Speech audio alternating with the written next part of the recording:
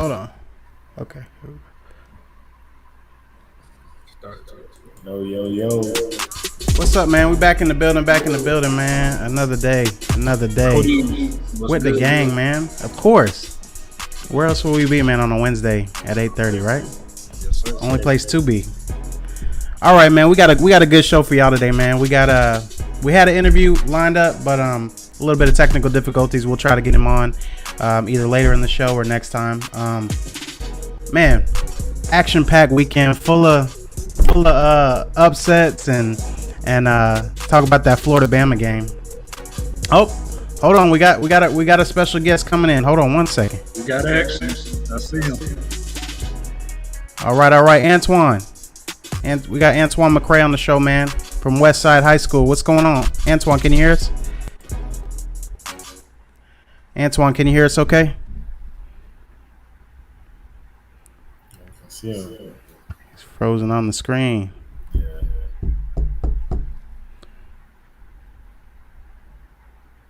Let's see. All right. Well, we'll try to get Antoine in a little bit later or next time though. But like we were saying, we were talking about there was so many good games this weekend, man. It was hard to keep up.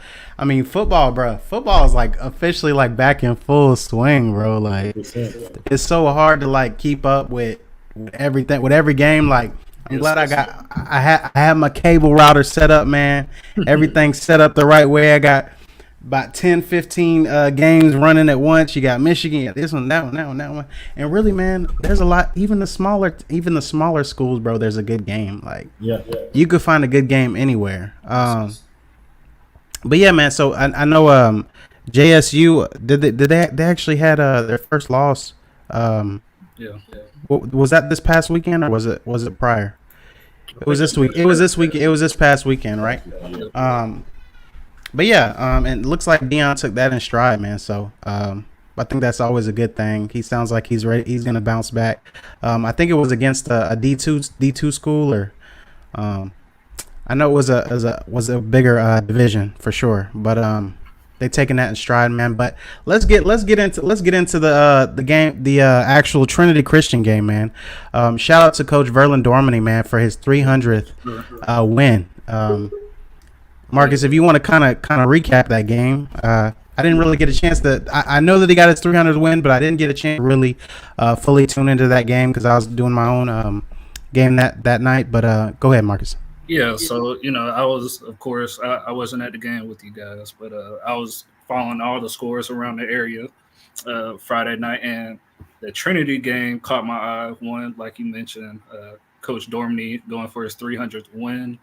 And two, it was a close game. I was pretty surprised that ended up being a 53-50, I believe, double overtime, triple overtime game. A lot of fireworks. We know Trinity, the players they have, they came out to, try to get the win for their coach. I do remember that game. That was the Clearwater game. Yeah. Yep. And that game was crazy, man. Big plays all throughout the second half. I think it was pretty slow to start. Yeah. And Clearwater took, I believe, a 2-score lead at one point in the second half.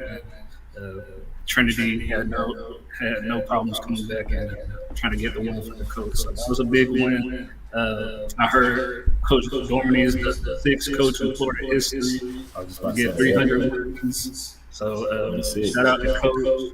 Shout out to Coach, man. Shout out to Trinity. Yeah, a couple of coaches on the staff. So big shout out to those guys. Much love to Coach Dorman. It's safe to say he's in Corky Rogers territory, man, for sure. I would say, believe it or not, he's nowhere close to Corky. Like as far as his tradition, right? Wins Corky so above and beyond. Corky been there for a while. Yeah, he was there for a while. Yeah. Is he the winningest coach in Florida? Corky Rogers. I don't think so. I think Lakeland or St. Thomas Aquinas coach. Yeah.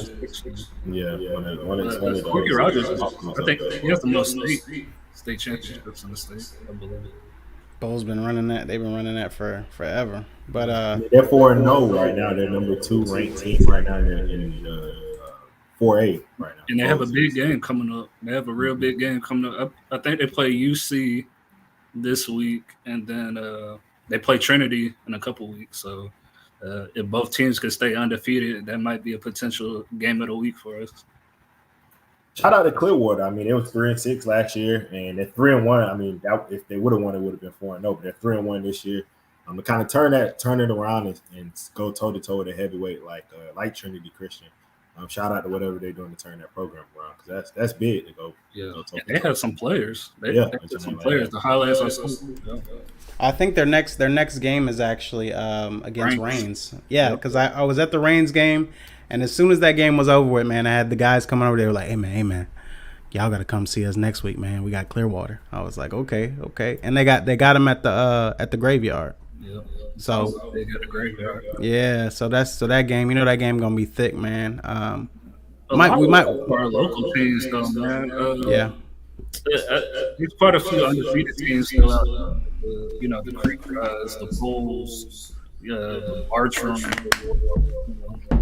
Well, Bartram's not undefeated. Yeah.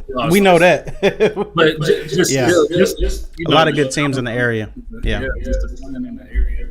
I'm just so happy for our city, man, just to be able to showcase that talent.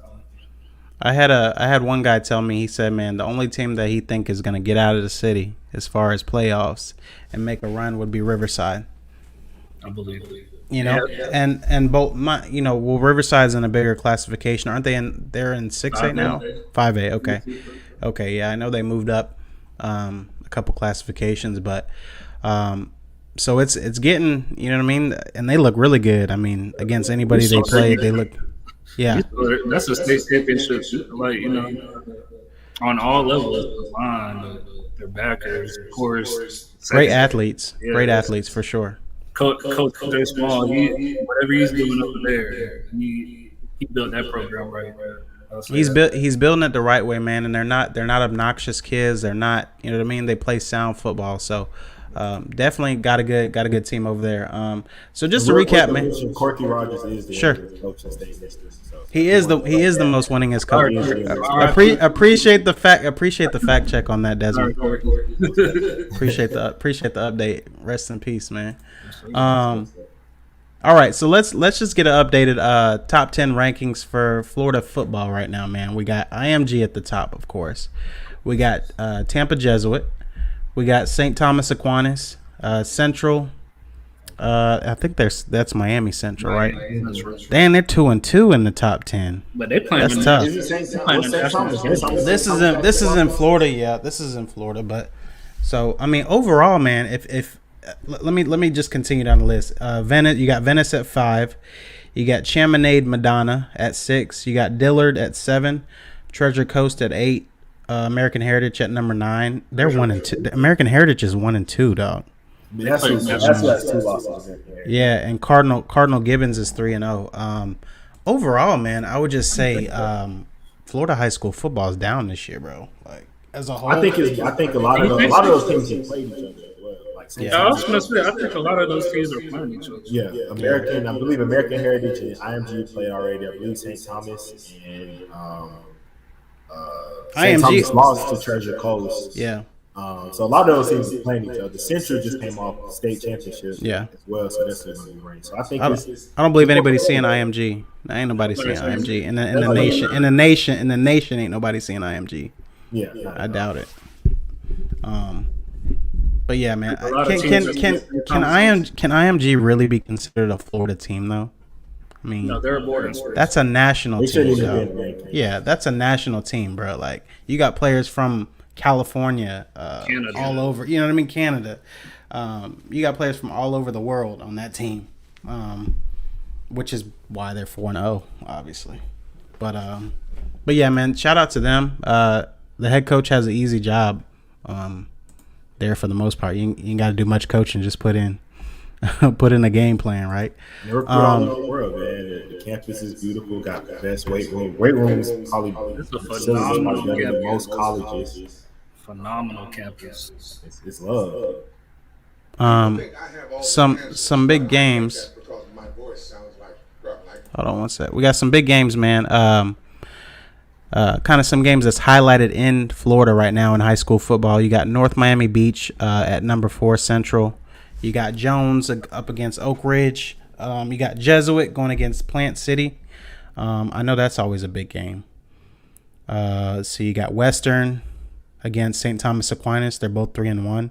I like Western, man. I like their team. They got a Western. They're out of Miami. They have a really good defensive backfield, man. So Western, I really know Western because do y'all know James Williams with that time.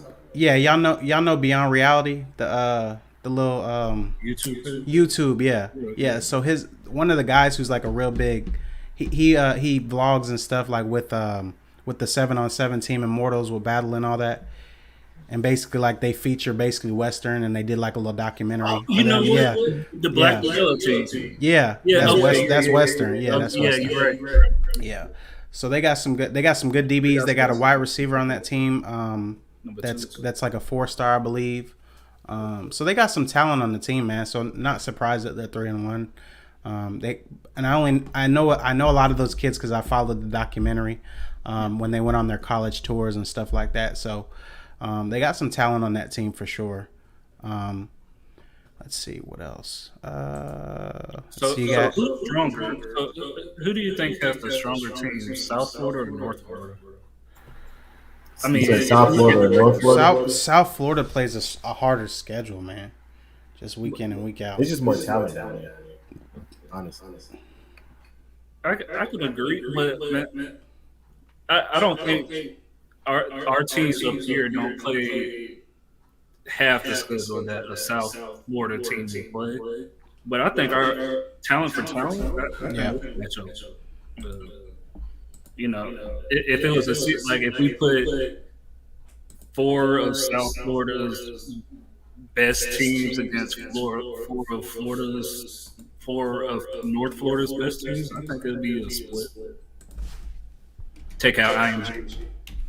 Desmond, what you think? I don't know. I mean, Desmond's high on South Florida teams, man. I mean, the 2 best receivers in the 2023 class, who are probably could be almost the top receivers in the 22 class, are in South Florida, and Brandon Ennis and the kid. Man, I'm not sold on Ennis, bro. To be honest, Brandon Ennis is man. I'm not sold, bro. I like him, but like he didn't do much against quality competition. We can be honest. He didn't do much against. He been dope. I mean, I'm not making excuses for him. Yeah, he's been dope with his track record. He's been playing varsity since 7th grade. I mean, his track record speaks for itself for the most part. So Mario Williams was supposed to be that guy, right? Coming out of the Miami area, right? And he goes to Oklahoma. This is like his 2nd year now, and he's barely getting burned. So like to me, like, and Mario Williams was on the big, you know what I'm saying, number 4 black player in the nation, all that stuff, and he barely getting burned. You had what's the kid's name that went to Ohio State? Jaden. Y'all know who I'm talking about. He was like the number 1 wide receiver in the nation like a year ago. Kid out of Pittsburgh. You know what I'm talking about? PA. You don't get no burn. Can't even touch the field. All this at Ohio State, bro. I mean, they got good wide receivers, but at the same time, bro, come on. You could at least get on the field as a 4th receiver. I mean, I just feel like to me, like looking at him, dog, I get like the whole he's been starting on varsity since that, but like I just evaluate players differently, man. Like you gotta go up against a dog and dog him out. You know what I'm saying? I haven't seen him do that much.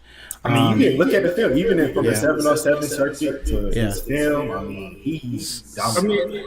You got to take into account. Bro, wait a minute. He was playing with Travis Hunter on South Florida Express. They had South Florida Express had Travis Hunter. They had Brandon Ennis. He was balling. He was balling. But the thing is like he ain't shown me nothing this year. Like in the big games, it don't matter who on him. You got to throw him the ball. So maybe that's not his fault. I mean, even if you look at the last game, he was double covered. They still threw it. It got picked off. You know what I'm saying? Like they threw 2 interceptions trying to force him the ball, trying to get him the ball. And how many high school kids are getting double covered? They already have a running game. The quarterback. So does he go to Oklahoma and does he get burned? Is the question. As a freshman? As a freshman or a sophomore? I mean, definitely as a sophomore. Freshman, possibly, depend on what happened with like Hazelwood and some of those guys if they stay or go or transfer or whatever. I expected more out of Hazelwood this year for sure. I haven't seen much. He's starting slow. He started slow. I think he's gonna come on, but just the way what's the coach? Not I want to say Kingsbury, but what's his name? Lincoln Riley. Yeah, Riley. He doesn't play freshman. Lincoln. So if you're a freshman going to Oklahoma, you're not. That's what I'm saying. I don't think he'll play as a freshman. Probably as a sophomore though.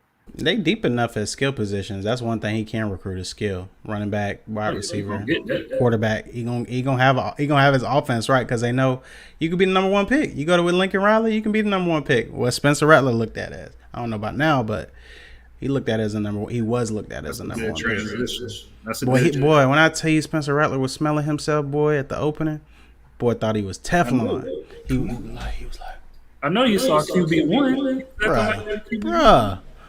Coming out here, getting pressed by Tulane. Come on, like he's not 5'11", huh? Tate Martell. Like he's not 5'11". Tate Martell. Ooh. Even though he's playing more, that's as far tough. as his attitude and arrogance is very similar. That's a good comparison. Yeah, man. I just got really like, I think I'm the shit vibes, man, from him. Like that's what I got from him, and I was like, all right, I mean, hey, they got you pegged as the number one guy, right? Everyone's a all-star in the offseason. Yeah, who knocked him off being number one? Not Sam Howell. I mean, he's not doing to me, bro. They tried to put Sam Howell back up top, bro. Like no, especially not after. Y'all gotta chill on Sam Howell, bro, for a little bit. They played last let him finish the season. Let him see how he finished. Like goes towards the end of the season. And I ain't giving up on the Sam Howell. I'm still right. We know you like him. They lead the league in yards per play. I mean, he's number one in the country right now as far as quarterback rating. I mean, I'm gonna ride until I see otherwise. Okay. Hey, I'm standing on the Sam Howell train. He could be the greatest game manager of this class, man. One thing I will say about both of those guys, nobody's knocking them off of being the top 2 quarterbacks coming up. I'll say that. What have y'all seen? Anybody seen Malik Willis play at all? Yeah. How's he been looking? I love him too. I love him too. Malik, if I mean, I don't want to. I don't buy the first. I don't buy the first. Not first round. No, you got to back off in first round. Oh God. Okay. All right. When I tell you, I watched this man throw a full, bro. He went through like a full workout, bro, at Elite 11. Like he went up and down the field like 2 or 3 times. This man had the worst arm out of probably all the quarterbacks that was there, even the high school kids, bro. He had one of the worst arms. Like accuracy, his accuracy on the run is not good at all. I think he's more gamer. He could not. One thing I will say. He could not throw that deep out route. Y'all know what I'm talking about towards the sideline where you gotta toe tap it on the. He could not hit it. Sam Howell couldn't hit it. It's a hard throw to make, but it's an NFL throw, right? So, just something to watch with Malik, man. I think he has great leg. Obviously, he can create with his legs, but those guys can make it happen, like a la Lamar Jackson. But Lamar Jackson got an arm, bro. Like, let's be clear. Lamar Jackson got an arm. They're not the same. Yeah, they're not. It's hard to even compare him. He's a Jalen Hurts. I think he's a project. Yeah. Whenever I don't even know if I can put him with Jalen Hurts, bro. I think he's better than Hurts. I think Hurts probably has a better arm as far as strength. He has a stronger arm. Yeah, y'all know his pure talent. I think Malik is better. Y'all know where I put him. I put him in the Tyrod Taylor category. Starting quarterback in the league. Yeah, that's not disrespectful. Yeah, no, it's not disrespectful, but I don't. That's not a first round quarterback though. You know what I'm saying? I feel like the only reason why Tyrod didn't go was because he was at Virginia Tech. Right. If he would have been anywhere else with better talent, he goes first round. And I'm kind of down on, man, how these teams be treating Tyrod, man. I know he gets hurt a lot, but He Just gets like Teddy destroyed. Bridgewater. He should have been given more of an opportunity. Hey, mark my words, bro. I love Teddy, but Teddy ain't gonna last the whole season, bro. Right. Drew Lock gonna be playing by week 6, I believe. Oh, I'm saying week 6. definitely. You Not think as long their as line they is keep that winning. trash? Huh? You think their line is that trash? They weren't. Well, they're the Jaguars. Come on now. I mean, the Jaguars. Jaguars weren't getting no pressure. You know what I'm saying? But I don't think his line is trash. I just think Teddy has a tendency to get those rib injuries. You know what I'm saying?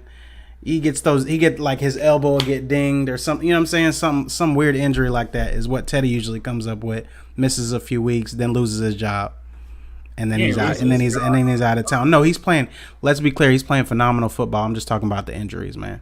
Well, I'm saying, even if he gets hurt, yeah, you got to miss 2-3 weeks. Bro, did you see? Drew Lock was him and Drew Lock was neck and neck, bro. In the preseason, like Drew Lock was on his game. That's a whole nother thing, though. Shout out to Teddy. Veteran, though. You got a veteran. Yeah. He's a veteran quarterback. Like even Von Miller came up to him on the outside of Cleveland. He was basically saying like, the leadership you have, I haven't seen it since Peyton Manning was here. He said 18 since Peyton Manning was here. That's good. That speaks volumes. From Von Miller. Come on. That speaks volumes, man.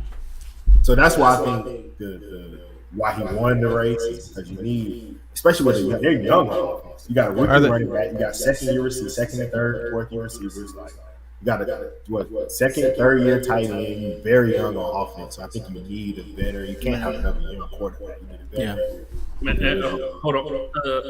I'm sorry, guys. No, go ahead. I want to give a shout out to Williams running back. Man, he was toting that thing. Ooh, that boy was toting that tater. Hey, I was there. That boy was toting. Boy, he was toting, bruh. His balance. He has great balance. He's a strong runner. It's funny that he had that number on. He reminds me a lot of Terrell Davis. He reminds me a lot. He reminds me a lot of Terrell Davis. Terrell Davis had great balance. Terrell Davis had that good that quick jump cut in the hole. You know what I mean? He could get, and he reminds me a lot of Terrell Davis. I like him more in that 33. I really like. I'm high on him. Do we have any Jaguars fans, man, watching right now? If you're watching, you're a Jaguars fan, man. Just give us a thumbs up. Give us a comment right now. I just want to say, bro. I was at that game and I have an analysis for that game. I was very close to the action. Everybody worked. I ain't had no ticket that was close, but partner them worked it out for you, boy. And I got close, man. So I was sitting there watching the game, and I said, you know what?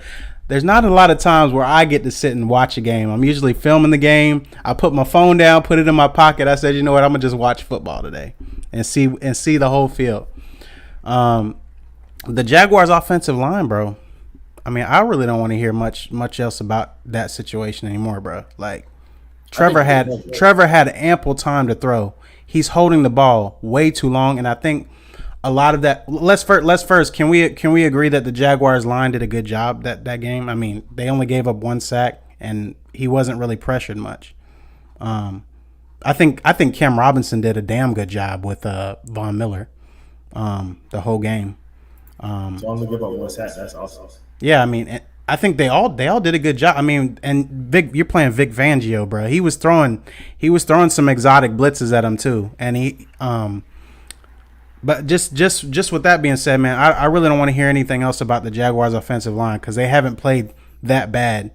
They haven't really played bad throughout the whole each week. They have not played bad, bro. And like I feel like because the team just falls short in other places, man. I feel like them boys get ragged on so much. And you got to get them boys credit. They gave him all the time in the world to throw. But just I just want to So first I just want to say that. So we got to acknowledge them boys, man, because they really giving Trevor is not getting beat up by like Zach Wilson or anybody else by any stretch. So and it's good when you can go and you can kind of sleep a little bit better and hope Trevor. I know Trevor's gonna figure it out eventually, man. He will. He'll figure it out. He's learning what he can't. He's learning what he can't do and what he can do in the NFL. And what I realize that he needs to do is he needs to take the check down. He's always got his eyes down the field looking to make that play, and he's sitting there patting the ball in the pocket, patting the ball in the pocket. He like 3 or 4 Then shirts. right, then realizes too late that he can use his legs, man. You got to use your legs, bro. He only ran for a first down one time. Bruh, like, come on, man. You can run the ball. That's if you're gonna be a good quarterback in this league and you don't have the best receivers, you have to use your legs. That's You what have you to do. you have to break the pocket. You have to make those plays on the run. Give your receivers a chance if they don't break open initially, right? I think he was looking down the field too much, and let's be honest, bro, them boys are strapped up. A lot of the time they were strapped up. Patrick Surtain played a hell of a game. For his first NFL start. That was a hell of an interception. I saw he was right on our side. I was like, damn. And I was like, yeah, both them feet in. I might as well keep it moving. But just talk about Trevor Lawrence, man, and where y'all think he's at as far as after watching that game. I don't know if you guys both got to watch it, but after watching that game, what do you guys think about kind of his progression? In my eyes, I think he just needs to learn, bro. You got to take what the defense is giving you. You're trying to he got to learn that. I understand it's not Clemson, but you got to take. It's the NFL, bro. You got to take what they're giving you. Can't go broke taking the pocket. I think that's a big part of it is really knowing when to make the smart decision. I think also that goes into coaching as well. I think as a coach, you got to know how to put your player in the best position to succeed, and he needs to know where to go with the football in those critical situations. So, do you think that's coaching? Do you think he's not being told to do that or check down or if you're first or if you're going through your progressions, you as a quarterback coach, if you're going through your progressions and DJ Chark he's your first look on this particular play, he's locked up. You go to your second one, you don't feel good about that. I mean, unless you have, do you really go to your third progression or do you check it down? Check it down. You have to check it down. You kind of have to.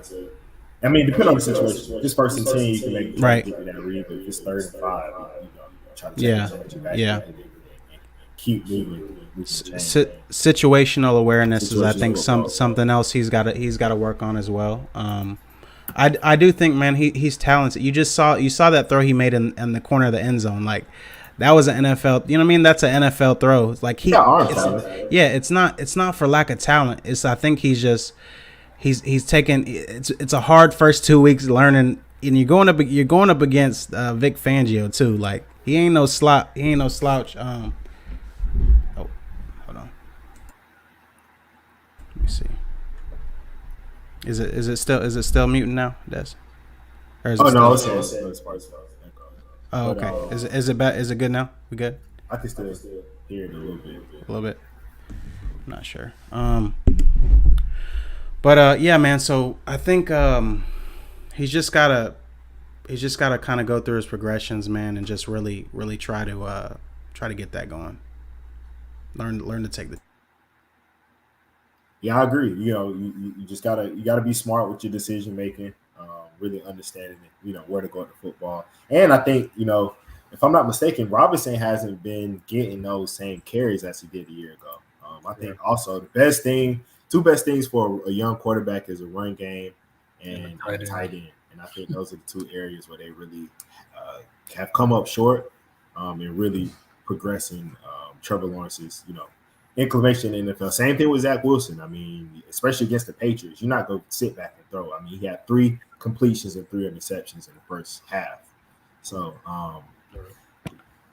it's you got to be smart with your guys, man. You got to be able to have a run game and even when things are bad around you, still be able to push things forward. And guys, some of the better guys that have come in that have had success kind of early, like Lamar, and then also with Josh Allen, they're able to be a part of the run game, and they're able to help slow down that rush and open up lanes for your running backs. Granted, I know everybody can't do it, but those are some things you have to incorporate a little bit just to keep the defense honest, and really keep them from being able to just pin their ears back and fly upfield and kind of come attacking and really take away your run game. So, same thing with Tua down in Miami for the Dolphins. He's going through the same thing prior to getting hurt. Can't really push the ball downfield. You don't have a run game. You shouldering a big load, and you can't really do that every single play. Everybody's not Mahomes, and you can't pigeonhole them into that ball. What you think, Mark? That's a fact. Well, I mean, one thing I wanted to add, just like you and Tyrell mentioned, I think Trevor needs to, well, not just Trevor, just the team. We need to run. We need to run. I think so many times in the Jaguars' past, we kind of just shook our head at running the ball and why are we running up the middle for 2 yards and all this stuff. But right now we need that because, like you said, Trevor can't drop back 50 times a game and expect results. Like that's not going to happen in the NFL. Do you think that's part of Urban? Do you think that's part of Urban, or that's a part of like Darrell Bevel? Because Darrell Bevel's always been a play action guy. Like that's what I don't understand. Like he's always built his passing game off of the run. So that's why I'm like, this seems like it's got to be a little bit of Schottenheimer. Well, Schottenheimer was there too. Like they work together. So it's like it's got to be Urban saying that he wants to see more passing. I don't know. I mean, one thing. It could be Urban, but just one thing I know about Urban when he coached at Florida, he likes running the ball. Like him and Dan Mullen are cut from that same cloth where we're gonna run that thing. Like if we got a quarterback, we're gonna pass it, but our philosophy is running the ball. And I mean, I can't put my eye on it. Like, yeah, we have Trevor. You want to think he can toss the pig around about 50 times a game, but he can't do that as a rookie. He can't. We don't get the separation to warrant 50 passes a game. Like I'm just gonna go off on a little tangent right here. Watching a couple of different games. All right, cool. Watching a couple of different games, man.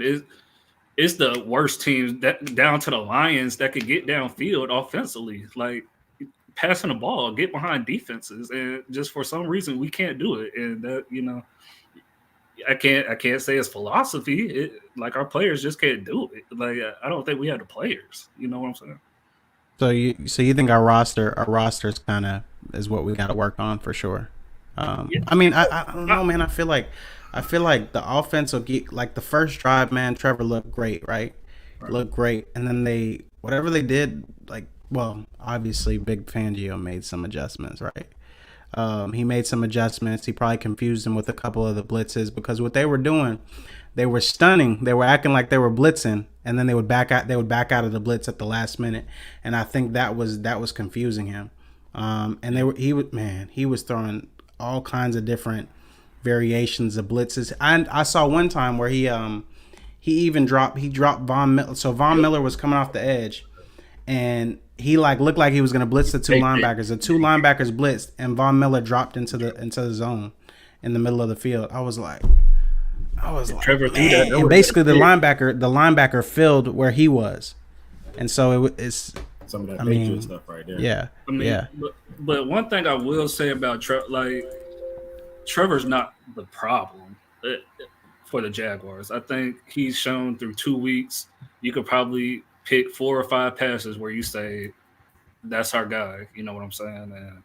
And you could probably pick 2 or 3 more where you say, what the hell are you doing? You know what I'm saying? But I'll take those type of plays from a rookie, like just like Bruce Arians' philosophy: no risk it, no biscuit. You know what I'm saying? And we haven't had a quarterback like that. We have a lot of biscuit. You know what I'm saying?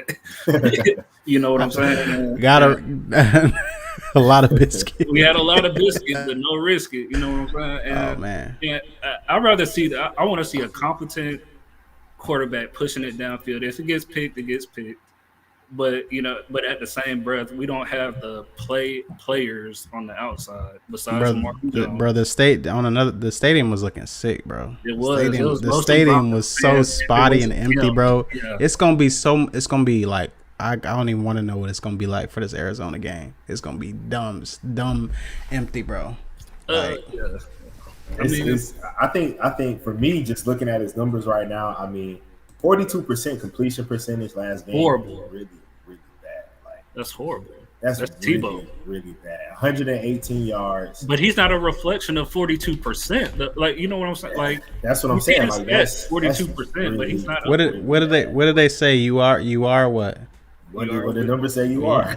You know what I'm saying? 14 to 33, 118 yards, 42.4 completion percentage. To me, another big one is 3.6 yards per completion. I mean, But That's think about really those side to side. That's what I'm saying. Like, that's why I also put it back on coaching as well. Because coaching wise, if my quarterback's going 14 to 33, 42% completion percentage, 1 touchdown, 2 interceptions, he only got sacked 1 time. He only got sacked 1 time. He was not seeing pressure, bro. That's on me. I mean, with all them stunts, he was not seeing pressure. But one thing you did say, Desmond, play calling. Let's all say it right here. Laviska Shenault is not a freaking dangerous player with the ball in his hand. He's not Percy Harvin. He's not Percy.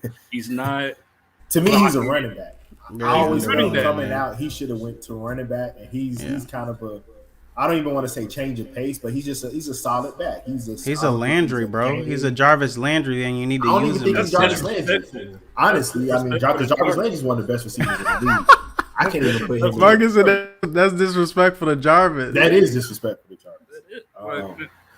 I haven't seen. Should that be what he aspires to be?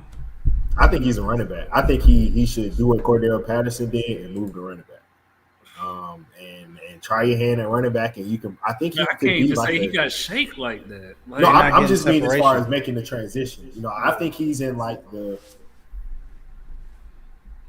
To me, he's like a Melvin Gordon type of guy. He ain't gonna strike out, but I feel like he can give you 6 yards, 5 yards here, 7 yards there. I mean, occasionally break for 22.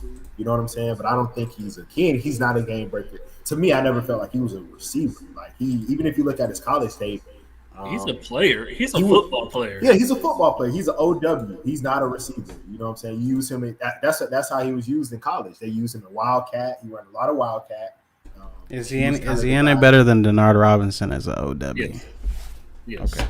Denard was just too small. If Denard was any bigger in today's league, he might have been a little more. Might have had a chance. This was because Denard was before they ran all these college schemes like they did today. Yeah. But then another thing about play calling, I would, and we could get off the Jaguars. Yeah, I don't want to spend too much time on the Jaguars. There's one more thing. Let's be clear. I wanted to point out the line play, see what we thought about Trevor. Just one more thing, and I want better concepts ran for DJ Chark. Yes, he could get behind the defense, not consistently as I would like, but he's a great receiver on those underneath crossers. Bro, they said our receivers are sus, bro. And I don't believe that's the case though. Yeah. I mean, if you look at our games, yeah, but on paper we got Marvin Jones, DJ. I think the DBs are getting better in the league. To be honest with you, I think defenses are the offenses have ran rampant the past few years. What I just said, like, bro, any receiver could get behind any DB, but our receivers for some reason, again, I think that's run game. A lot of times you see that as play action. Yeah. When your starting running back has 16 carries over 2 games. Yeah, that's bad. Over 2 games, and he's averaging 4.5 yards. If I can recall, they weren't playing a lot of press.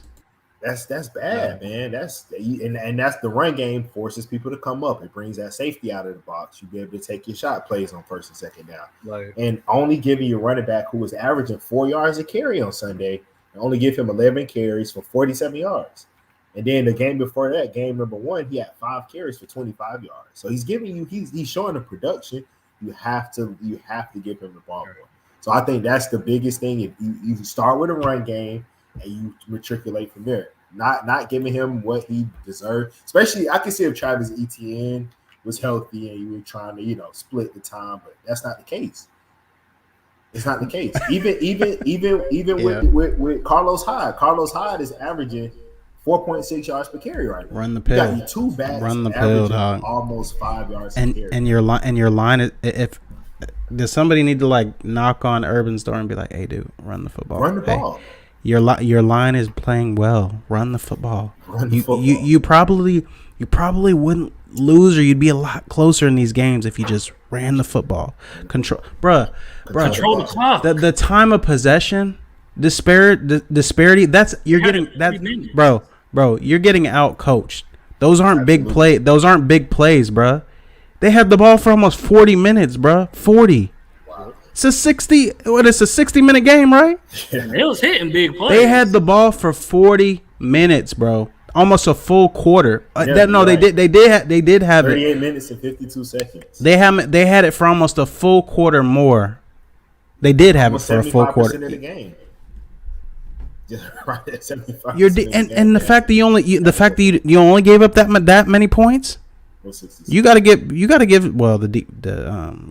but let's okay. But yeah, man, that's the Jaguars. Run the football. I mean, that's pretty much the simple. Man, let's get on your Florida State Seminoles, man. Let's transition. Come on, real man. quick before we go to college, we'll stay in the NFL. Big game from Sunday night with the Chiefs Ravens, man. What are y'all takeaways from that game? Man, Lamar. The only thing I could take away from that game, I'm Brisket glad Lamar biscuit. got the dub. Lamar got the dub. Hell of a comeback win. One thing about Lamar, he has no quit. You can't count him out. The worst thing about Kansas City's offense, they could keep you out of a game, but they could get you back into a game just by the way they call plays. I think when Jim Harbaugh said, "Lamar, are we going for this?" He said, "Oh, my mama." But yeah, like if you're Kansas City, you can't give Baltimore those opportunities, man. But that's an Andy Reid philosophy. It's like we're gonna step on your neck. We ain't gonna run the ball. But good win for Lamar. Harbaugh knew if he gave that ball back, it was over with. That was one of the hugest calls of the season. Even though it's early, I mean, that's going to be one of the biggest calls because you in your own 43. It's one thing when it's first quarter and you go for it on the 40, but with a minute and some change left on your own side of the field, because basically if you get stopped, they're already in field goal range. If you get stopped, you know what I'm saying? So the game's over. It's over. So it's. But you can, even with Kansas City with no timeouts, you can't get Patrick Mahomes the ball back.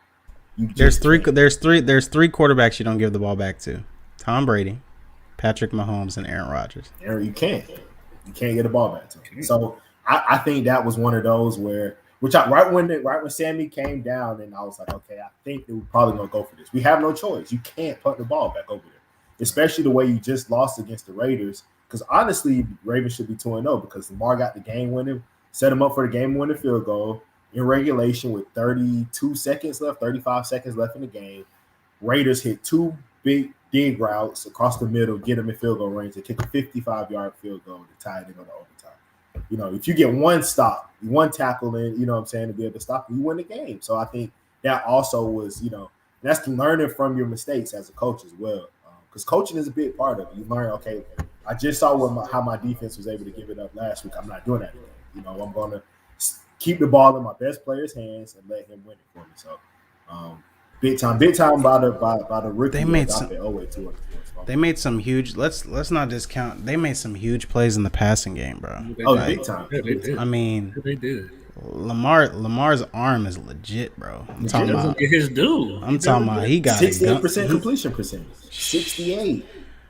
I just want to talk about the arm talent though, bro. Like I think they glossing over like how good Lamar's arm is because he can run so good, and we're all about that. But when that man throw the ball, bro, it's on the line like every time. After the 2 interceptions, he went 15 for 19, almost a little over 200 yards and touchdown. And the thing is, man, Lamar doesn't miss passes that nobody else don't miss. Like unless those 3 names we just named, unless you're Pat, Tom Brady, or Aaron Rodgers, most guys are missing the passes that Lamar misses. So I never got like that whole notion of he's not an accurate quarterback. And I think he's one of the best. I think he's one of the best quarterbacks when throwing his wide receivers open and his tight ends open. Great like point. You notice they never have to come back for the ball. Everything's caught. They always got room to run. Everything's caught. And I think that's one of his most underrated points as well. People don't give him a lot of credit for it.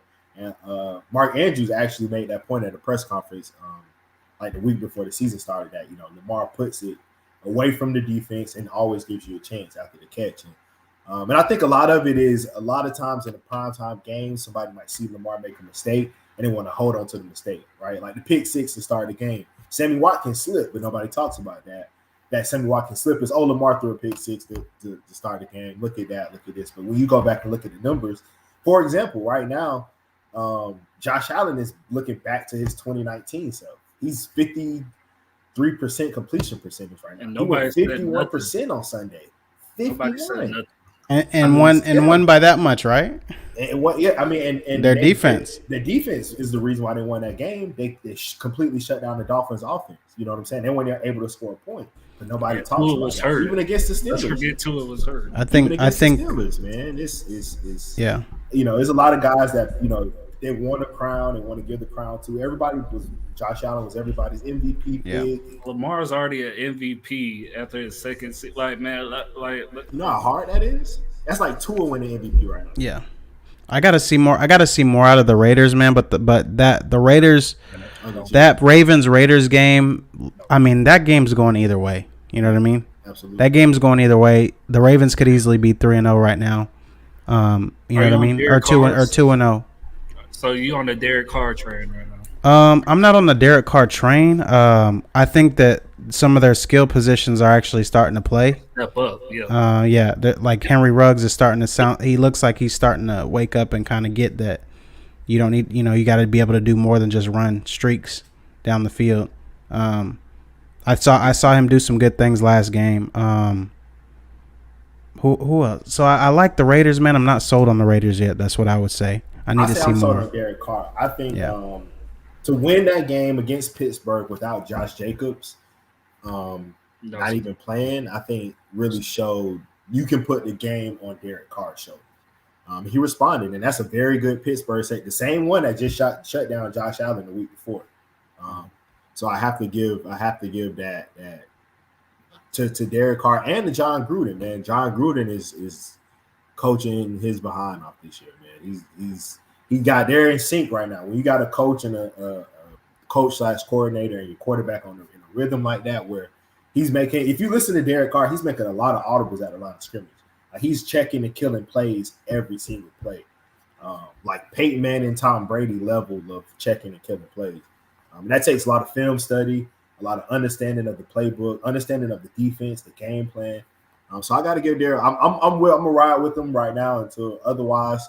I like him personally more so than I like Kyler Murray at this point. I think Kyler still doesn't have that closer for me. I don't think he's a closer to where he looks really good in the first half, but after halftime, he never really looks quite the same. I don't know if that's just something I've seen or I agree. As well. I agree. I feel like Kyler isn't a closer. Like he's not the person that's going to put you in the bag. You know what I'm saying? Like he's going to finish you in that game. You're on mute, Ty. No, I'm sorry. I was just telling people if they want to join us on Insta. I'm live on Instagram. You just can't see my phone right now. But just telling everybody to click the link in our bio and go check us out. If you're on the stream right now, man, give us a comment. Let us know you're watching. We really appreciate all the support. Absolutely. It was a great weekend of NFL ball for sure. What do you guys think about the Houston game on Thursday night? What do you guys think about that? If Tyrod plays, well, let me say this first. I think, and I told somebody this earlier this week, I think Houston's going to be one of those surprise teams. And, I'm not just saying that right just because, they almost beat the Browns and they beat the Jaguars. I said that coming into the season. Like, everybody, like we just mentioned, Tyrod Taylor, he's a deal to be reckoned with, man. Like, he's never gotten his fair chance, but when he's in there, he does what he needs. He does what he needs to do. And I might not have said that right, but he gets the job done. And Houston still has, maybe not J.J. Watt, but they still have a Whitney Merciless. They still have a Justin Reed. They still have players. They got Hargraves on defense. They got Brandon Cooks. They got Vernon Hargraves. Houston is a talented. They're playing good football under David Culley, man. I'll say that they're playing good football under him. And the thing is, a lot of people, man, and that's the thing. Like, a lot of people seem like they were surprised, but if you look at David Culley's background, bro, he's been in the league for a long time. He's been in the league for a long time, so he knows the game. Yes. He knows how to run a team. He just hadn't gotten the chance. John Harbaugh. That's the last two head coaches he's been under. I mean, those are two of the best head coaches in the NFL. He just hadn't got his shot yet. So I think this shot, he knows how to run an NFL team. And I think he's an offensive minded guy. He's a play caller. He was a receivers coach. Yeah. So he's he's an offensive minded guy. So, man, the way they schemed Tyrod up, like the game plan they had for him, dude. Perfect. I've never seen a game plan like that put together for Tyrod.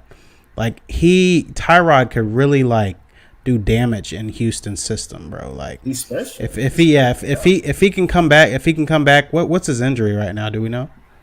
I can double check. Was it hamstring?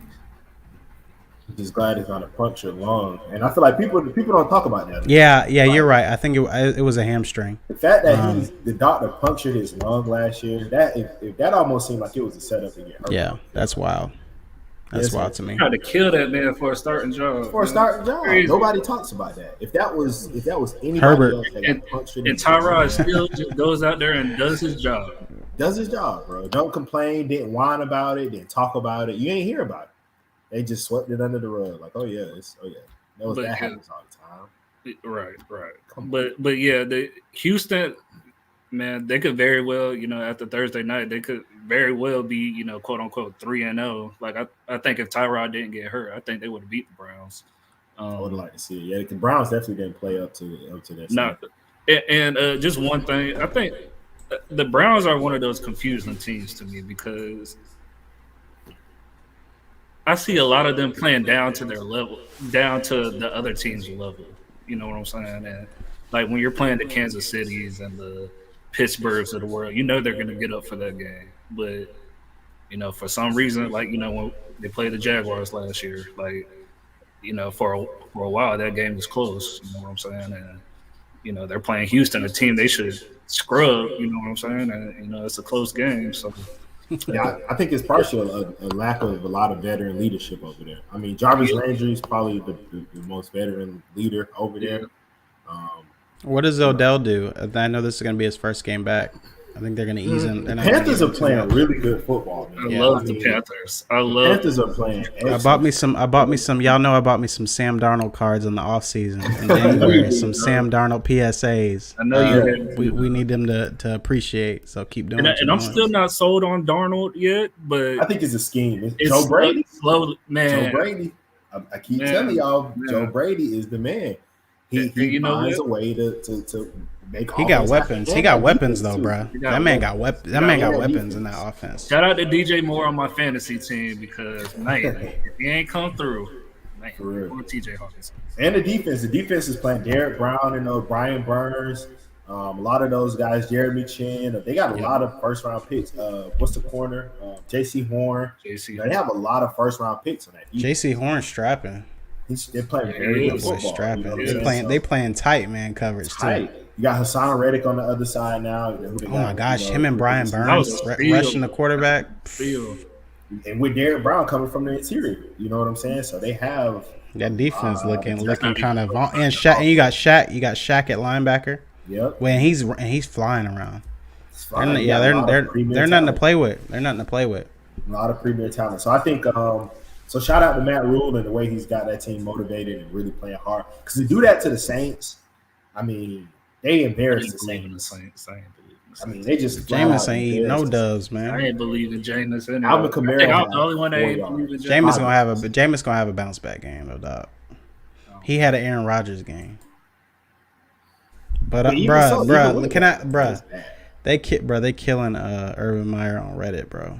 On Twitter. He does things just to get killed. Bro, they talking about Urban Meyer told Vic Fangio after the game that every week is like playing Alabama in the NFL. They talking about this man took an NFL job and thought they were gonna have Purdue in their division. Like what? Bro.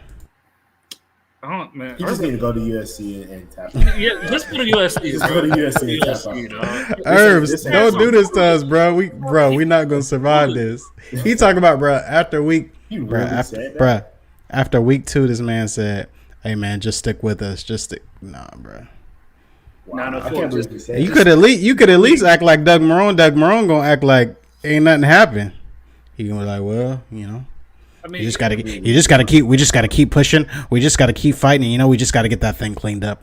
What did he think? Thanks, guys. What did you think you were gonna do in the NFL? Did you think you weren't gonna play Alabama's every week? Like, what did you? Especially going to the worst team in the NFL. You had the number 1 pick. So you talking about he not gonna give up on Lambeau. Y'all should have seen Lambeau on the sideline after he missed those 2 kicks. Man, he looked shot. I would have cut him. Dog. He looked shot. Lambeau looks so sus, bro. Is shot. Y'all, you might have gave your team some juice, bro. That one right before the half, bro. You couldn't hit that one, dog. And that changed. I think the Jags are the number 1 pick. Honestly, I wholeheartedly. I can't think of a team that the Jaguars are better than. Right? They better draft Stingley overall, number 1. Because we got to get Shaq. We got to get Shaq the up out of there. We need Shaq out. We need Rayshawn out. Man, bro. I've never seen defensive backs. Bro, what is Rayshawn doing, bro? What is Rayshawn doing, bro? What's he doing? 50-50s so wait, what? We cannot be back on the Jaguars. But yeah, let's go back. I know that was my fault. That was my fault, y'all. Transition. That was my fault. We say you want to start with the nose. Speaking of the nose, do you think y'all? I mean, this is a tough slate coming up these next couple of games. I don't see y'all winning the game. I was about to say, how do you think is one? Do you think is one on the schedule? Man, hey, appreciate you, man.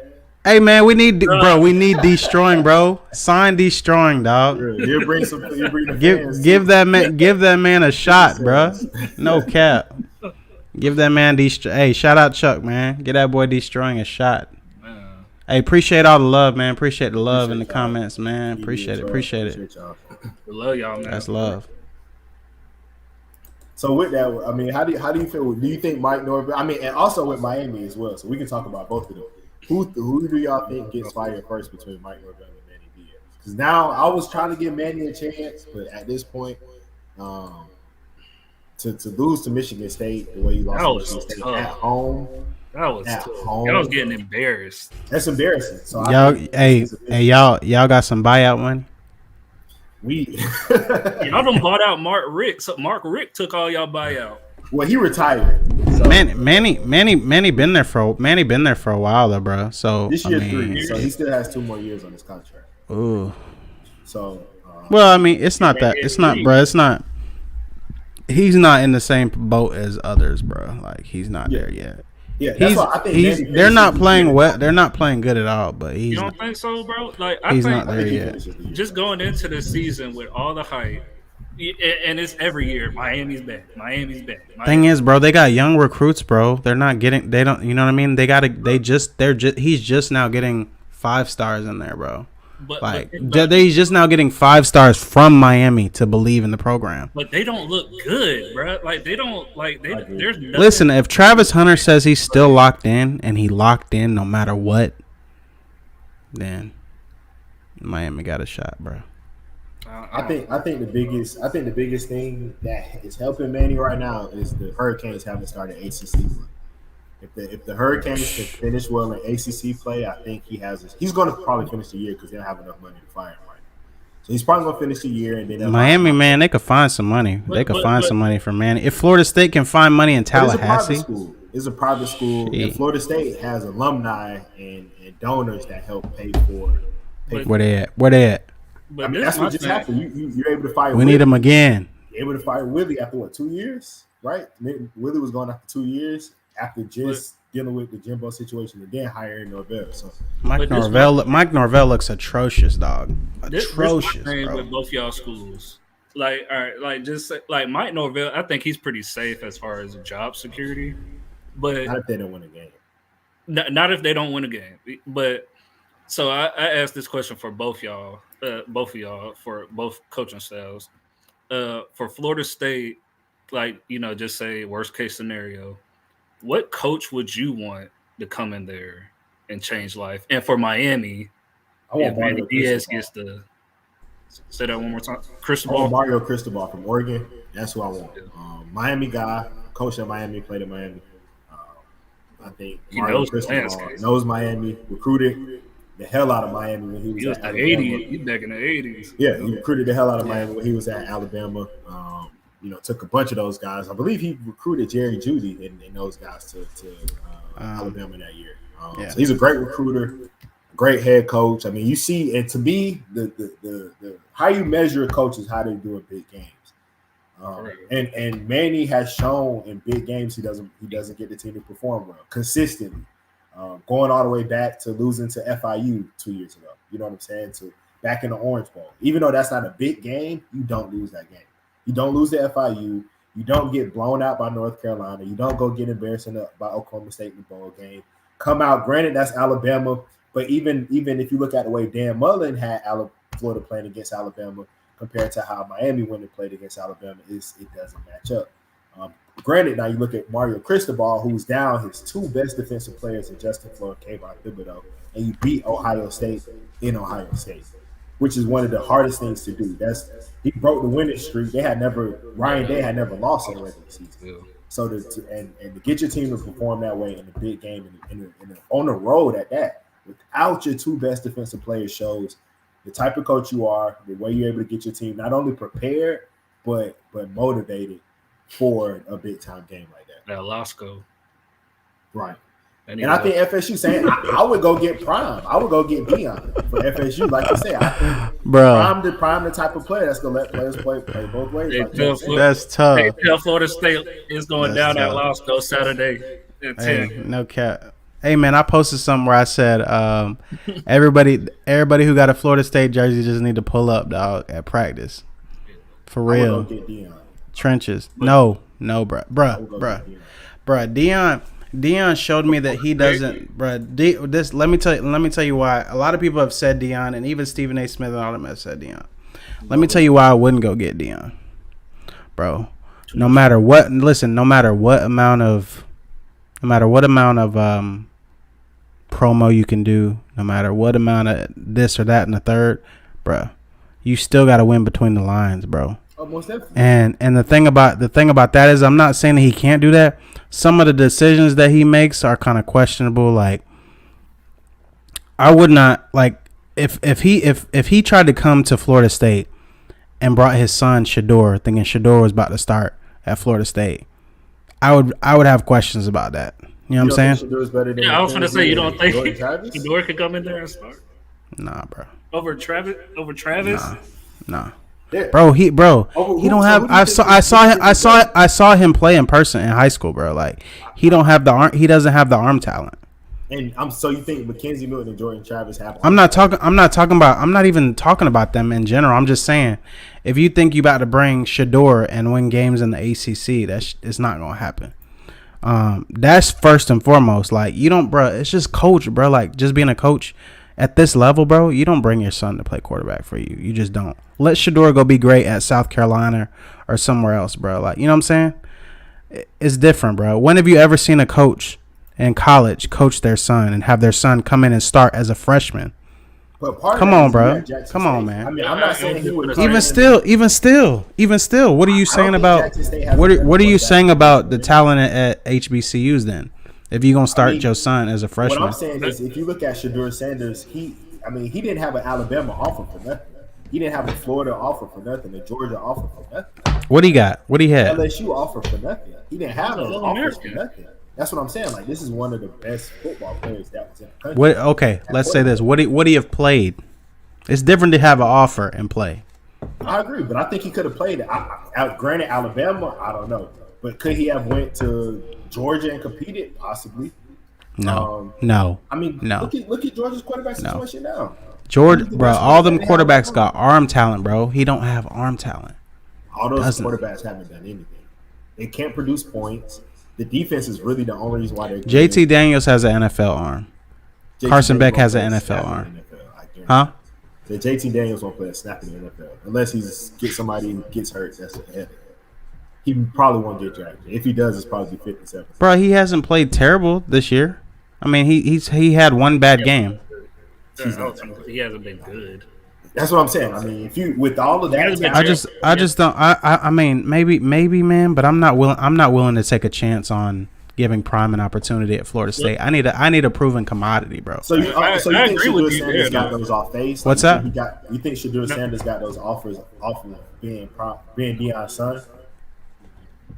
To a certain point, I do, bro. To a certain point, I do. Think so. I think he's a good player, bro. I agree. He's to me he's an HBCU player, bro. Like that's what he is, bro. He is, bro. I'm trying to, bro. Bro, He's all right, not. He's not good like that, dog. He's not. like just to go back to What were his stats in that game against FAMU? they're horrible. They're probably just over 200 yards. If you that dude, bro, if you that dude, listen, if you that dude, But I'm saying you should be you would be lighting these guys up. If he was really ready to play as a freshman in the HBCU, you would be lighting guys up, bro. You could say that about a lot of guys, though, bro. Like you could say that about. You could say Bryce. If Bryce Young was really that dude, he wouldn't have redshirted. You know what I'm saying? Like, I mean, No, Marcus, we know it's different, bro. We talking about it's levels, bro. We talking about levels now. Real quick, Bryce Young's probably Sanders better was than Nick 18 to Jones. 24. He was 18 to 24. Here go Desmond with the stats. 21 yards passing. 18 to 24. Let me look at the completion percentage. I believe that's about 68. But why are you looking at 75% completion percentage? When? That's upper echelon against FAMU. He was 18 for 24. How many yards did he throw for? 221. How many touchdowns? No touchdowns, no picks. He didn't lose the game for you. But I mean, let's just say this: he was As a true freshman, bro. bro. He's a 75% completion freshman percentage. playing in his first game, bro. That's No tough picks. on HBCU. 75% playing completion Division percentage. 2, Division 3. Like that's tough, bro. Like, So if it's you and you're Dion, are you coming in irregardless of what you have? So you Next feel like week 2. what did they have at quarterback before? Like, you know what I'm saying? Like, Real quick, Marcus. Week 2, he goes 30 for 40, 362 yards, and 3 touchdowns against Tennessee State. He's lighting that up. That's lighting it up. and it was a weather game when they played FAM. Like, it was raining that game too. Like I'm not gonna sit here and say he's a scrub, but I'm not gonna sit here and say I'm not saying he's a scrub. I'm not saying he's a scrub, but I'm not saying that he's not playing. He's not playing against lesser competition. He's not going to be a guy. I kind of agree with. He's not a guy that's going to change life for a program. He's not a Lamar I Jackson. I agree. I think that's what you're saying. He's not. Yeah, he's a statue in the pocket. He's like basically he's Big Ben Roethlisberger without the arm. But just to go back to the Dion thing about coaching at Florida State, I don't think none of the tactics he uses at Jackson State would ever work. But I don't think he would use that though. Yeah. I was about to say he wouldn't need to though. You wouldn't have to. You don't have. He's doing this to raise money. Like he's doing this to bring it. Again, Media brings money. Jackson State's at HBCU with low money, low budgeting. Like he has to do a lot of these things just to Listen to me, bro. To me, a lot of this shit is like high schoolish, bro. That he does. Like, listen. So, you brought your whole high school staff to be the coaching staff at Jackson State. Come on, bro. We can't. I appreciate y'all, but everybody can't go. Come on, bro. Everybody. Huh? But what's his I'm coach? saying like his offensive coordinator, high school. His offensive coordinator. He brought his offensive coordinator, bro. Yes. If you look at all the people most of the people that he had on his staff at the high school, he brought with him to Jackson State. And I'm not saying, like you said, that might work at Jackson State, but to me, bro, if you're doing that, I don't know, bro. Do you guys kind of see where I'm going with it? I see what you're saying. You kind of see where I'm going. Like I would not take a chance on that just because it's Deion Sanders at Florida State. I mean, so you have to get it. You got to get it right, bro. You can't take a chance because it's Deion, huh? Jason Phillips is the offensive coordinator who coached at Utah State who was the passing game coordinator, receivers coach at Utah State for the last 2 years, and played 8 seasons in the NFL. I mean, that's what I'm saying. I don't think he probably brought all those guys with him, but I don't think all those guys in the same spot. You don't think they have prominent positions. But who was the guy from Utah State though? Jason Phillips. He got 20 years of coaching experience. They say, and like I said, that's the white guy. Yeah. I know. Yeah.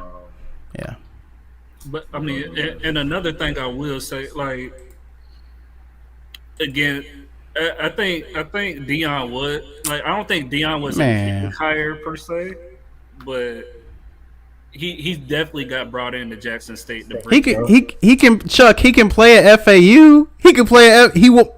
Chuck, let's be real though. Let's be real. Even if he goes to FAU, would he play? He's better than Narquise Perry. He would have started over N'Kosi Perry. He is N'Kosi. Let's stop. He is N'Kosi Perry. He's better than N'Kosi. He doesn't even have the arm talent that N'Kosi has. Stop. N'Kosi can throw, but he's terrible at decision making most of the time. Narcosi shouldn't even be starting at FAU.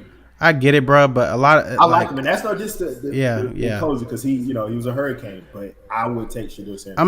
I'm not even saying that Shedeur is not good, bro. That's not what I'm saying. What I'm saying, we're talking about Deion. What I'm saying is if he tried to bring Shedeur to be the starting quarterback at Florida State, I don't think he would crown him like he did at Jackson State. Yeah. I don't think he would do that. So why are you crowning him at Jackson State? Because it's Jackson State. But listen, wouldn't you run your same? If you wanted a head coaching opportunity in D1, wouldn't you run that program like a D1 program? He is. Yeah, I was going to say, like, how? What makes you think he's not? Like, how is any of that like a D1 program? I don't get it. Just because he's starting his son? Yeah. That's exactly why. So the only other quarterback you started your son in high school, and not saying your son was bad, but you started him as a freshman in high school. Is he better than the quarterback talent in the room? Bro? Like, do we know? Do we know what Jackson State has behind him? We don't know. We don't even know to make that comparison. I'm looking at. We can't say he shouldn't be starting. Who's on the roster? Desmond is a stat guy. The only other quarterback that they have on the roster is another freshman named Grayson Thompson. Okay. From Denton, Texas. So did he recruit? Is that where we're going with this? Did he recruit good? He probably didn't recruit. I'm pretty sure he didn't recruit. He got transferred. You didn't even recruit a quarterback. You didn't even recruit a quarterback. I got a quarterback. I'm pretty sure. Like, I mean, it's all subject. Bro. Like, I don't think we could say he's a mid-major back. He's a third-year mid-major starter, 2-year backup. But I'll say this, bro. It's not a problem. I think he's better than Jordan Travis and McKenzie. It's not a problem starting your son. Now. If he's the best dude in the room, bro, and he just happens to be your son, you could argue everything of how he got there. You know. So y'all would agree. So based off of everything I've said, you would still give Deion a shot at Florida State, based off of how he's running Jackson State. No, I'm saying so. You. What is he talking about? I wouldn't. Britney Spears. So you feel like him putting his son at quarterback means he can't run a D1 program? That's not what I'm saying, bro. What I'm saying is like he didn't recruit a quarterback. His decision making is questionable. It's questionable. But I won't say just because he's starting at his son. Not just his son, bro. Not just That's his what son. I'm asking. So what else would you say is questionable that you feel like he can't? Just the way of like it just all feels like Hollywood to me, bro. And then if your team you got all these transfers, right? You got all these transfers. You haven't really played a team. Eddie George is a first year, and even ain't coach nowhere else. So can we really count that game? He ain't coach nowhere. Eddie George at Tennessee State. He didn't coach anywhere before, so that's a question. That's a questionable win. Listen. FAMU. He played. If Shedeur played that good and they still only won by 1 point, that's questionable to me. FAMU's a good football. You're not, bruh. You doing all you listen. You listen. You doing drafted player in what you call it this year. Marquise Bell, their safety, is going to get drafted. He already got. Listen. I get all that. But if we talking about if we're talking about the Deion Sanders effect, I have yet to see it. He's not blowing out anybody. He's not humiliating anybody. He's 2-1 in 3 games, and he lost to Louisiana Monroe, who's a D1 school, by 5 points. So are you? So I think so. Tyrell, are you? I'm just saying you got D1. You got D1 prospects on your roster, right? Didn't Jackson State That's because Florida State was bad. They are bad. They are really bad. Bruh. If you look at Jacksonville State, bro, Jacksonville State got a lot of dudes that's gonna go to the league off that team. But Jacksonville State is on defense compared to HBCU. That's another level above HBCU, even though that's what I'm saying. I'm just saying, like, bro, but he got all the D1 transfers. You got D1 guys on your team. A lot of times, we all know transfers don't mean you just gonna magically wake up with a good team. I'm just saying, bro. I'm just saying. transfers. We talking about Florida. We talking about Florida State. So first Deion went from not coaching at all. Then he was a high school coach for a few years. He wasn't no high school coach for 10, 12 years. He was a high school coach for a few years. And we're talking about 3 years. Okay? Then boom. Deion, let's go to Jackson State. Great. Disappointed because he didn't get the FSU job. After what, bruh? What experience? What experience do you have? You coach high school football for 3 years. So let's make the same comparison. So say Peyton Manning wanted to be a college coach. Peyton Manning knows football, bro. And Deion doesn't? Deion, well, my bad. Deion knows. Listen, Deion knows. That's we talking about two different total, bruh. We talking about two totally different levels. Listen. Did you watch the game? Did you watch the Eli and Peyton? Bruh, Peyton Manning knows exactly what the defense is doing, what the defense is in. He knows what they plan. Listen, he knows what they plan in certain situations, bruh. You only know that if you play quarterback. You could be a cornerback and say, you know what, they lined up in this. This would be best for the talent. Can he judge talent? That's the bro.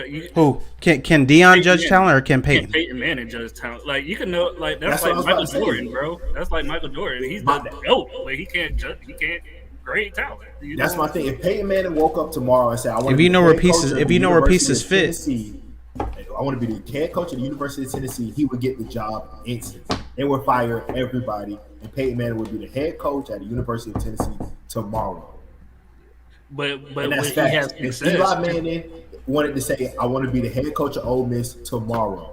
Lane Kiffin would be fired, and Eli Manning would be the head. We talking about two totally different things, bro. Talking about Peyton.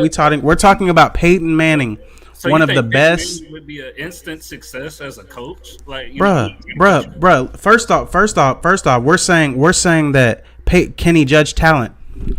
Where do all the best quarterbacks go during the summer?